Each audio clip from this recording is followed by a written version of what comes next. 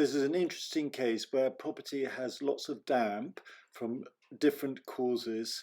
It has been damp proofed, and it's a good way of understanding how damp proofing works and what it does do and what it doesn't do. And in particular, it doesn't stop hygroscopic salts, and it doesn't stop a standard form of water in the subfloor. So in 2019, before the property was sold, the property was damp proofed against rising damp. So you can see where the property was treated for a rising damp. It was in the living room and the bedroom where the hygroscopic salts are, but not where the dampness is now. And note there is also an air brick added, although I saw no evidence of it. In November 2022, after purchasing the property, the owners had another damp proofer in to check for dampness. They said that there was penetrating damp, but also rising damp. They recommended treating the penetrating damp, which is the right thing to do. However, you should always check to make sure that the walls are dry after treating for the penetrating damp and other causes first, and give it at least 6 to 9 months. In fact, in this case, the front wall has by and large dried out with some residual salts, but the rear continues to be damp, and that's primarily because the drain was only recently fixed, and it will take a further 9 months, potentially longer if there are high internal humidity. But you'll see that the internal humidity is not especially high. So this is after damp treatment. You've got it's the line of the damp treatment there. But if you look outside, what we have is, you can see hygroscopic salts there, immediately in line. So here we have some thermal images where blue is cold, typically about 5 degrees colder than orange and red. The interesting thing here is where the cold is and where the damp is. You'll see the damp is not where the cold is. There are hygroscopic salts, and hygroscopic salts are in dynamic equilibrium. Therefore, they're not a source of moisture. Vapor is evaporating at the same rate that it's condensing. Therefore, it doesn't create heat loss in the way that a normal damp wall would do. This in itself demonstrates that it isn't rising damp, because rising damp would evaporate water off, which would create heat loss. This is apparently where an air brick was supposed to be put in. Even if there is an air brick there, it's underneath timber decking, so it's unlikely to perform much ventilation. The ventilation here is blocked.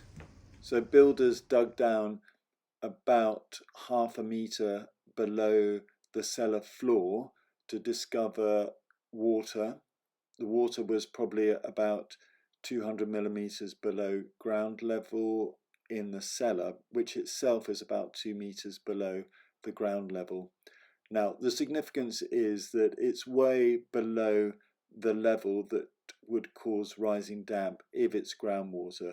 My suspicions are that it comes from the drain and or some other blocked drain system, and not from groundwater, because groundwater is pumped out of London to about 30 plus meters below ground level. However, there is water there. The issue with water is primarily vapor, that in areas where there's insufficient subfloor ventilation, you can get a vapor buildup that causes condensation on top of the damp-proof course, that causes rising damp-like symptoms. It isn't rising damp. Rising damp comes strictly from groundwater that's in contact with the wall, but when you've got insufficient ventilation, as in this case, then you can have this phenomena of condensation on the damp-proof course. Now, I wasn't able to gain access to the subfloor because it's sealed up. What I recommend is that you access the subfloor, measure the subfloor humidity, check for rot, and then give the subfloor 6 to 9 months to dry out, because the drains have only just been unblocked, and it will take time for water to descend to the water table. So this was overflowing up until up about a there. year ago. So that, the reason for that would be that it would be blocked underneath. So I can't remember, was this here? I think it might have been. So what we see on the outside is your neighbour's drain looks blocked with a crack in it, but there was no water there, which suggests that water is leaking through, but not necessarily causing a huge amount of dampness to the subfloor void. But it would account for the dampness in the corner, which was then damp proofed. So yeah. Your upstairs neighbour's stopcock outside has water in it, but that probably just comes from rainwater, unable to escape, because we didn't see water levels to that level. Now I did a leak test, and I found no leak on your mains water system. There is always a concern about a leak on the heating system because that's isolated. However, there's no evidence of a leak. There's a brown mark there, and that's a sign of penetrating damp, which means it's water from the outside coming through. This is residual dampness. The wall itself was dry at the time of the survey. There were signs of calcium sulfate salts around the electrical sockets to the front.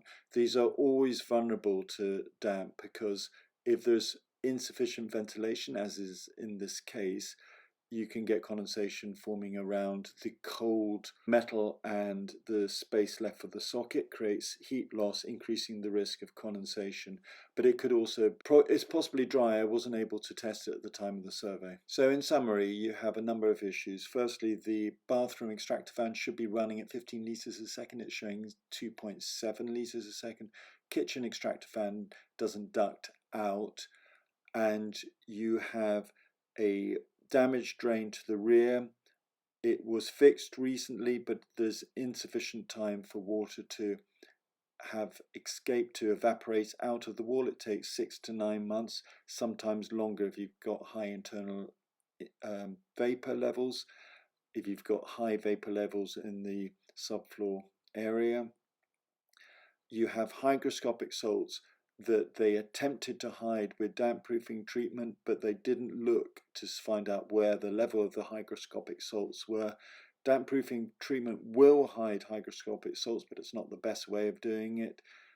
There is no rising damp. There would never have been any rising damp. You don't have a risk of rising damp in the area. There is damp in the basement, but it's more than 2 meters below floor level. You had penetrating damp to the front, and your neighbour's front drain looks cracked and damaged.